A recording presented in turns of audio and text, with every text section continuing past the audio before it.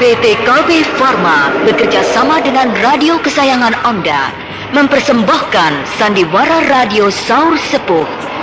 Produksi Harafana Records.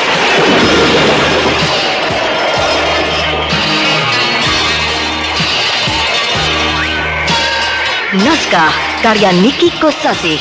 Hiasan musik dan sutradara Indra Mahendra.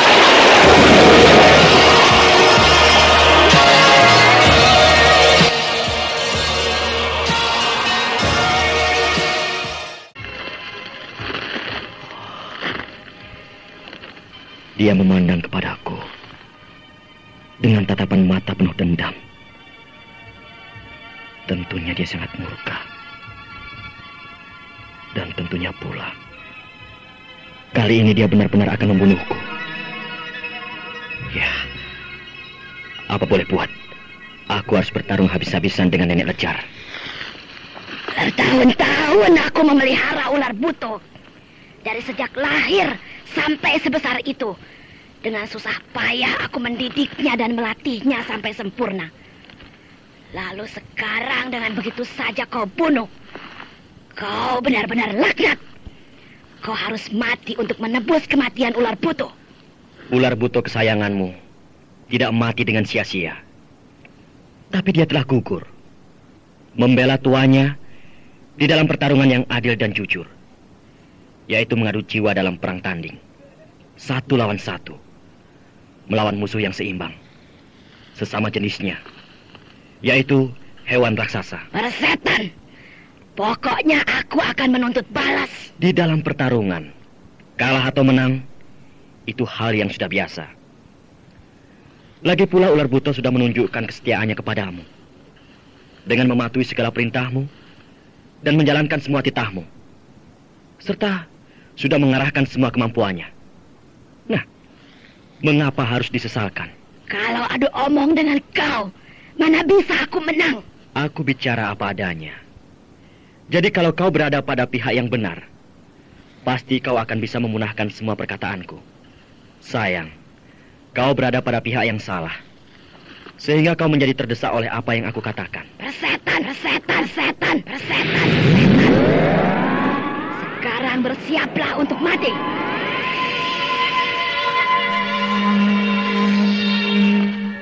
Dari getaran tubuhnya dan desis mulutnya, dia akan mengerahkan ilmu kadikjayaan tingkat tinggi. Ya, aku tidak boleh tanggung-tanggung. Aku harus mengimbanginya dengan ilmu kadikjayaan yang ampuh. Baik, aku akan mengerahkan ajian tapak selaksa.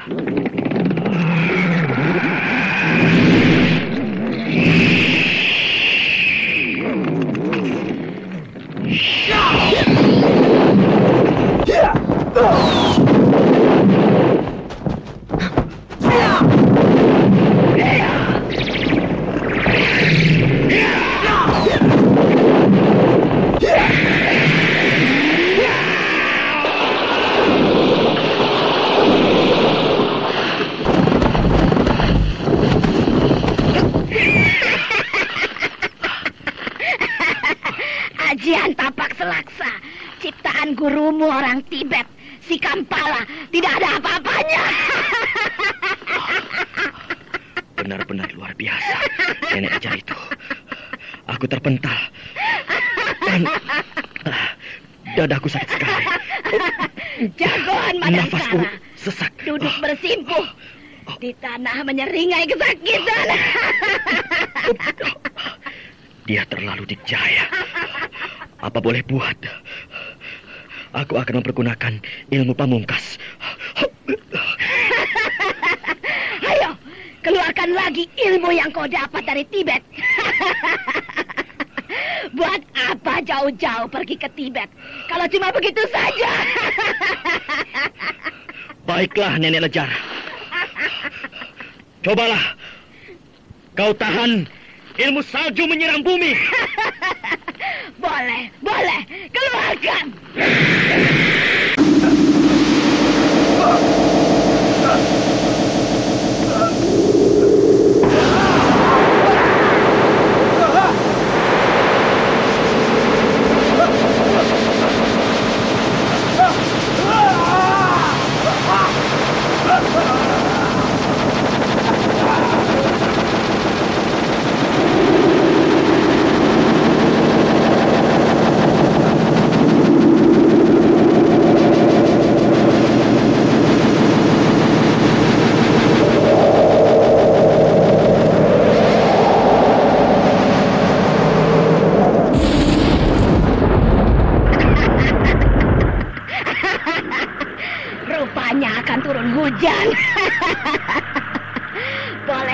juga ilmu dari negeri Tibet itu. Pada waktu tengah hari, di siang bolong begini, tiba-tiba jadi mendung. Hawa jadi dingin sekali. Dan di kejauhan terdengar suara hujan. Apakah itu yang dinamakan hujan salju?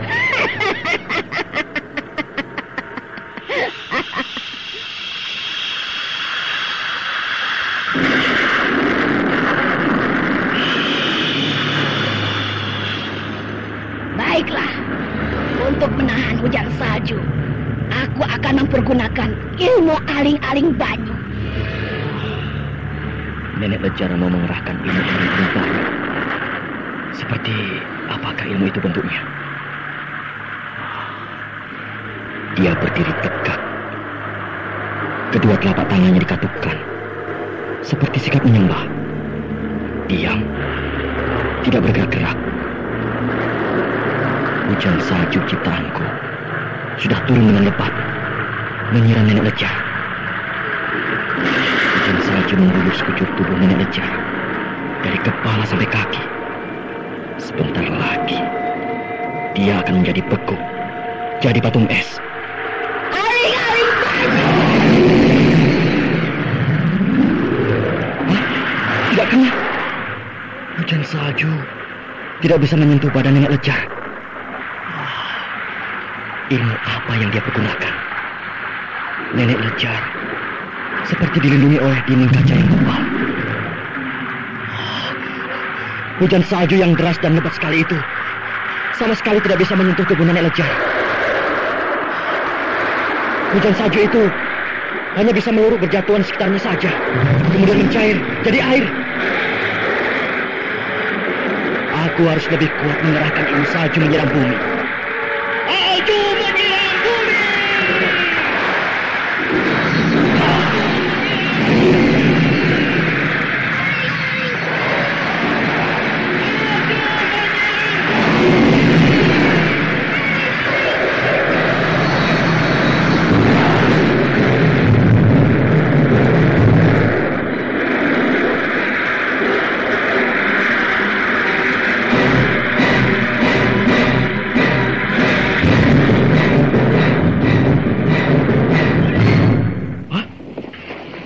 Hujan salju habis. Semuanya mencair jadi air. Dan Nenek Lejar tubuhnya dan pakaiannya tetap kering. Percikan hujan salju yang terkecil sekalipun tidak bisa menyentuh tubuhnya. Hebat sekali. Sedikit pun tidak terpengaruh oleh hujan salju yang sangat dingin itu. Badannya tetap segar bugar. Bahkan dia tertawa mengejek aku. Aku lebih unggul dari biksu Kampala gurumu. Di sini tidak ada salju, makanya kau kalah. Dan sekarang kau harus mati.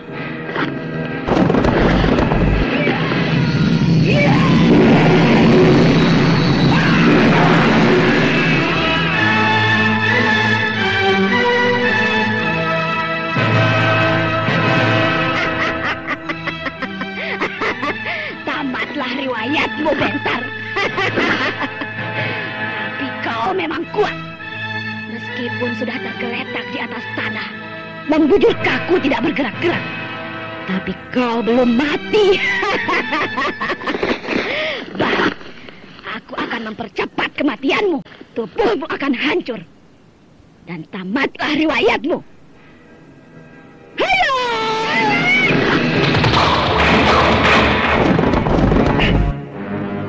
Siapa yang berteriak itu? Seorang perempuan menjerit-jerit. Jangan, Guru. Nenek Lejar, jangan bunuh dia. Anjani! Dia sudah kalah. Bentar sudah mau mati. Janganlah nenek membunuh Bentar. Kau murid yang cengeng. Ampun, Guru. Saya mau. Lepaskan dia. Jangan kau peluk dia. Kau tidak boleh memeluk Bentar. Nek, saya mohon. Jangan. Bentar yang terlentang dan tergeletak di atas tanah itu, kau tubruk, kau tindih, kau peluk dia erat-erat. Seluruh tubuhmu menindih Bentar sangat rapat. Kenapa kau lakukan itu? Hah? Kalau nenek mau membunuh Bentar, bunuhlah saya. Edan, murid apa kau ini, ha? Ternyata kau tidak ada bedanya dengan ibumu, si Lasmini. Kau diperbudak laki-laki. Minggir! Lepaskan si Bentar. Tidak, jangan bunuh dia. Bunuhlah saya. Iya. Murid-muridku datang semua. Jangan apa maksud kalian? Guru, jangan terlalu kejam. Musuh sudah kalah, Guru. Jangan dibunuh. Kalian mau melawan aku, ha? Kami tidak berani menentang Guru. Tapi kami tidak setuju Guru bertindak terlalu kejam. Kalian murid-murid yang cengeng. Kalau Guru mau membunuh Bentar, berarti juga membunuh Anjani. Maka bunuhlah kami semua. Bunuhlah kami, Guru. Gampang merasa iba kepada laki-laki yang tampan. Bukan karena Bentar pemuda yang tampan, tapi Bentar bukan pemuda yang jahat. Tidak jahat. Lalu apa maksudnya dia datang ke sini? Kalau bukan untuk merebut harta karun dari kalian. Oh, kami tidak percaya kalau Bentar orang yang rakus dan serakah, Nek. Kalian terlalu cepat percaya pada mulut manis dari laki-laki yang berpura-pura baik. Padahal dia musang berbulu ayam. Seandainya Bentar datang ke sini memang berniat jahat, kami sendiri yang akan menyelesaikannya. Betul, Saudari. Kalian akan menyesal telah menolong anjing kejepit. Kami siap menanggung semua akibatnya. Dasar perempuan. Kalian terlalu banyak mempergunakan perasaan, kurang memakai pikiran. Kalau terjadi apa-apa dengan Bentar kelak di kemudian hari, aku tidak akan membela kalian. Nenek Lejar marah. Dia pergi meninggalkan kita. Alah, maka bodoh. Acuh saja. Mau marah, mau tidak. Yang penting kita berhasil membatalkan niatnya membunuh Bentar. Iya, kalau dia tidak mau lagi jadi guru kita, bagaimana? Kita belajar sendiri saja. Apa susahnya? Sudah, jangan berdebat saja. Ayo kita angkat Bentar dan bawa ke padepokan. Sudah Anjani. Lepaskan Bentar. Nenek Lejar sudah pergi. Wah, Anjani memeluk Bentar kuat banget. Tidak dilepas-lepaskan. Siapa yang tidak senang memeluk Bentar? Orang ganteng kayak begitu. Aku juga mau gantian memeluk Bentar. Maunya. Terima kasih teman-teman. Kalian sangat baik membantu aku. Sudahlah, jangan menangis. Kita berhasil mencegah Nenek Lejar bertindak kejam. Kasihan Bentar. Tubuhnya kaku dan dingin. Wajahnya pucat sekali. Nafasnya tersengal-sengal. Hanya tinggal satu-satu. Dia diambang kematian. Baiklah Anjani, kita bawa ke padepokan. Lalu kita obati bersama-sama. Mudah-mudahan masih bisa tertolong. Iya. Lalu, yang itu bagaimana? Yang itu siapa? Respati. Respati? Tuh, Respati yang sedang duduk bersila di bawah pohon yang rindang, sedang bersemedi. Respati juga sangat menderita. Dia mengalami luka dalam yang sangat parah. Sekarang dia sedang bersemedi, mencoba mengatasi luka dalamnya. Apakah akan kita ajak ke padepokan atau dibiarkan saja? Biarkan saja.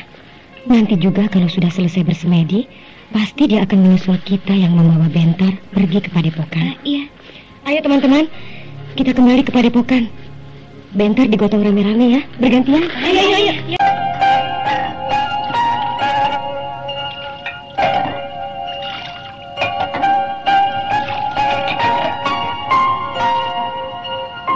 Bagaimana keadaannya Anjani setelah aku masukkan ke mulutnya cairan obat ramuan yang kita buat? Hasilnya cukup baik.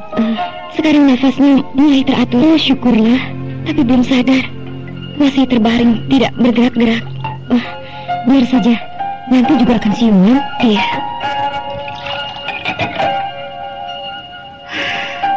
Nenek Lejar tentunya sangat marah kepadaku. Bukan hanya kepadamu saja, tapi kepada kita semua.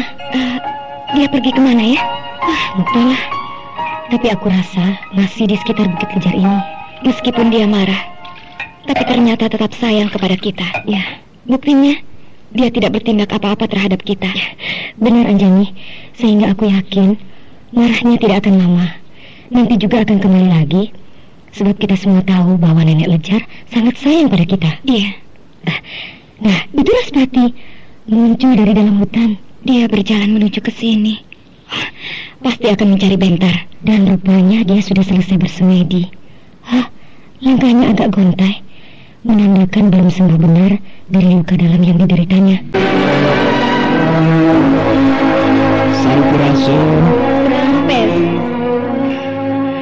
Senang sekali dapat berjumpa lagi denganmu, Anjani. Aku juga. Bagaimana kabarnya? Baik-baik saja.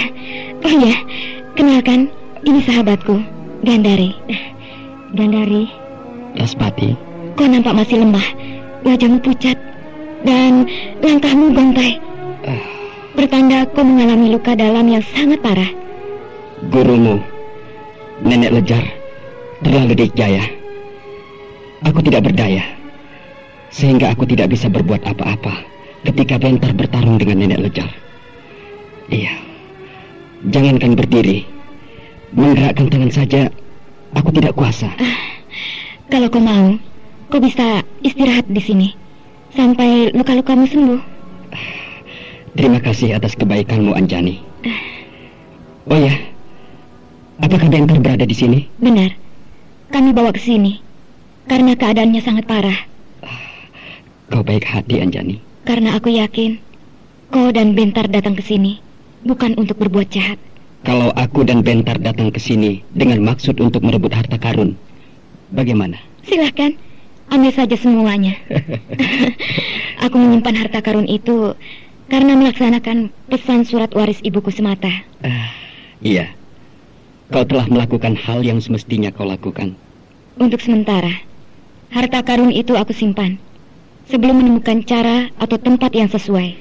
Untuk itulah maksud kedatanganku dengan Bentar, yaitu merundingkan bagaimana sebaiknya naik dengan teratur.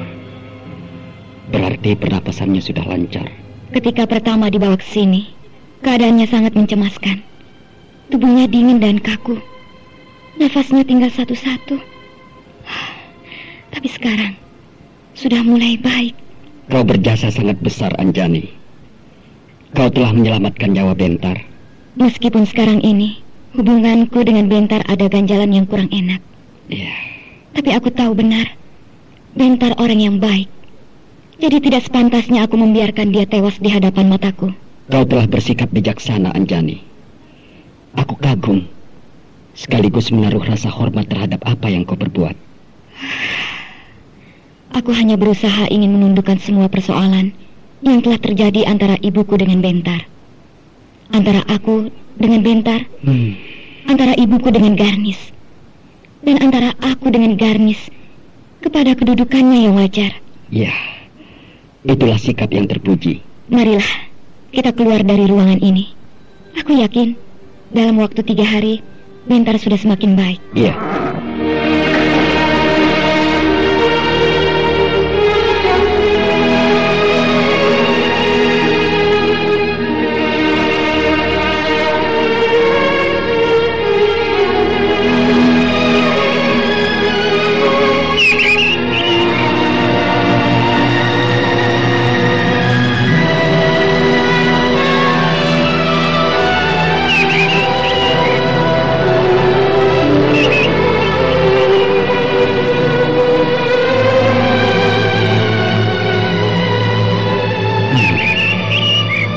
Bukit Lejar ini keadaannya tidak jauh berbeda dengan Gunung Lau.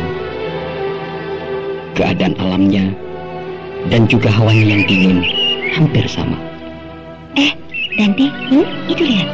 Raspati sedang berjalan-jalan di muka padepokan. Iya, dia sedang melihat-lihat keadaan sekitar padepokan. Tampan ya? Lebih tampan Bentar. Kau naksir sama Bentar? Berani mendekati Bentar? Tahu rasa kau? Lehermu dibabat oleh Anjani. Anjani tidak mau sama Bentar. Enak saja kau ngomong. Biar bagaimana, Anjani tidak akan bisa melupakan Bentar. Jadi meskipun sekarang dia bersikap dingin, di dalam hatinya tetap mencintai Bentar.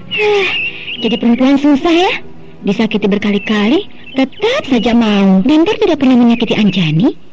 Hanya karena Lasmini selalu turut campur, maka hubungan cinta antara Anjani dan Bentar menjadi tidak menentu. Iya. Sudah, aku mau menemui Respati, ya. Nah, kau nasir pada Respati. Pemuda ganteng seperti itu, sayang kalau dilewatkan begitu saja. Dasar, mata keranjang. Respati juga mata keranjang, kan cocok. Iyalah, sana pergi.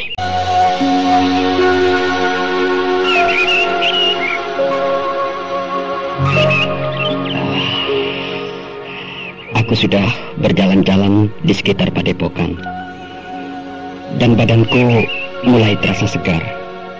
Ya, baiklah. Aku ingin melihat pemandangan yang di sana.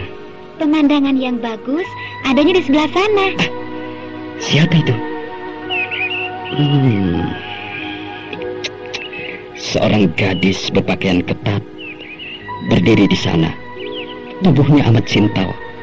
Wajahnya manis, kulitnya sawo matang, tersenyum kepadaku. Nampaknya gadis itu gadis yang lincah dan gemit. Pasti dia salah seorang teman Anjani, murid Padepokan di sini. Sudah bisa jalan-jalan? Sudah sembuh ya? Lumayan. Kamu Respati kan? Temannya Bentar? Ya kan? Dan kau temannya Anjani? Iya, benar. Tapi aku belum tahu namamu. Namaku Suli. Hanya itu? Tidak. Lalu? Lengkapnya Dewi Suli. Namamu cukup bagus, Dewi Suli. Orangnya juga bagus kan? Iya. Kau hitam manis. Kau manis sekali. Gerak-gerikmu masih lemah, Respati, dan wajahmu pucat. Berarti kau belum sembuh benar. Iya. Aku mengalami luka dalam yang sangat parah. Tentu saja tidak bisa sembuh sekaligus, melainkan harus lama. Mungkin 10 hari lagi aku sudah sembuh seperti semula. Lalu diobati pakai apa? Ya, diobati sendiri, sebisa-bisanya. Mau tidak diobati sama aku? Mau. Mari ikut aku yuk. Nanti aku buat ramuan obat yang paling mujarab. Boleh. Semua bahan untuk obat sudah terkumpul. Daun-daunan dan juga akar-akaran. Daun apa saja itu? Kamu tidak akan tahu. Pokoknya daun-daunan ini untuk obat. Suli, di mana kamu belajar membuat obat? Di Gunung Lawu. Semua daun dan akar ini harus ditumbuk dan diramu. Tunggu ya, tidak akan lama kok. Lama juga tidak apa. Kau pintar ngomong. Kau juga.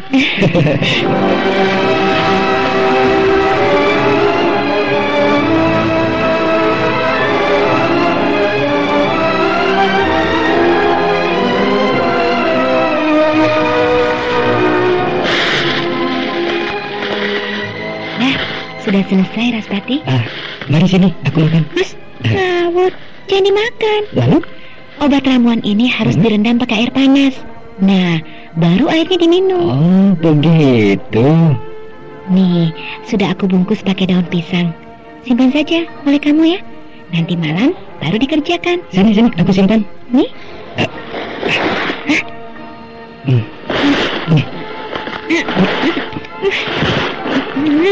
Kasar. Cara kamu mancing sangat kasar. Ingin yang halus, yang lembut.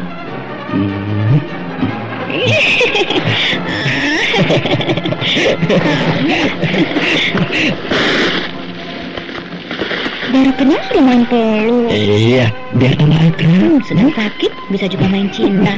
Apalagi kalau sudah sembuh. Lebih gila barangkali.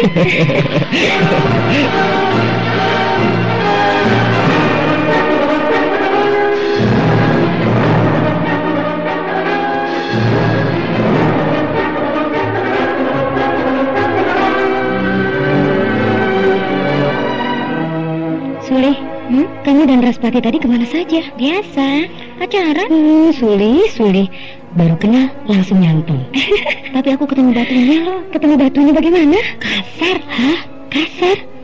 Aku tidak mengira Respati yang ganteng kalau bicara lemah lembut dan tenang. Ternyata kalau sedang pacaran kasar banget. Memang begitu, Suli. Tidak selamanya laki-laki yang wajahnya tampan, sikapnya tenang, gerak-geriknya lembut, dan kalau berkata-kata sopan dan halus, akan halus pula kalau sedang bercinta. Bisa terjadi sebaliknya, lebih kasar dan lebih galak daripada laki-laki yang tampangnya seram dan sangar. Iya, memang.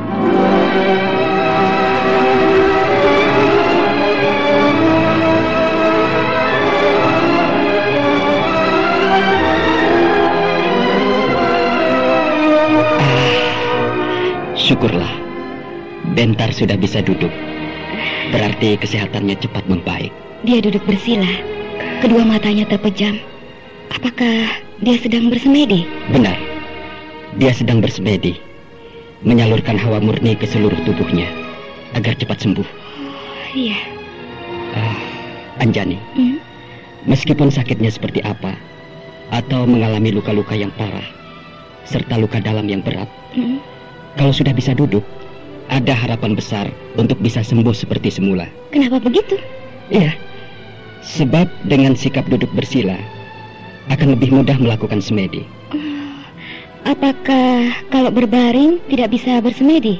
Bisa, akan tetapi tidak bisa sempurna seperti apabila dilakukan sambil duduk. Ya.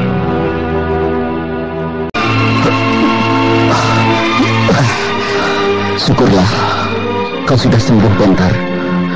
Belum sembuh benar, tapi cukup mengembirakan. Sebab dari hari ke hari, kesehatanku cepat membaik. Iya. Rasmati, kau lebih hebat dari aku. Karena kau lebih cepat sembuh daripada aku. Aku bisa cepat sembuh. Ya, karena tidak terlalu parah seperti kamu. Seandainya aku mengalami luka dalam yang sangat parah seperti kamu, mungkin aku sudah mati. Rasmati, berapa hari kita berada di padepokan ini? 3 hari. Siapa yang merawat aku? Anjani. Anjani. Ternyata dia masih tetap baik kepadaku. Anjani pula yang menyelamatkan kamu dari kematian ketika kau akan dibunuh oleh Nenek Lejar. Oh iya? Iya. Anjani memelukmu dengan ketat ketika Nenek Lejar akan menjatuhkan pukulan maut yang terakhir kepadamu. Anjani berbuat begitu? Dia melindungi aku? Iya. Dia menyediakan dirinya sebagai perisai bagimu. Dengan menangis terseduh-seduh, dia mohon pada Nenek Lejar untuk tidak membunuhmu. Bahkan dia menyuruh bunuh dirinya. Anjani, aku berhutang nyawa kepadamu. Benar, Bentar. Kau berhutang nyawa kepada Anjani. Raspati, mengapa Anjani berbuat seperti itu? Berani menentang gurunya demi untuk menyelamatkan aku. Karena dia masih mencintai kamu. Sebaiknya tidak begitu. Mengapa? Sudah cukup dia menderita. Hatinya sangat terluka melihat perbuatanku dengan ibunya.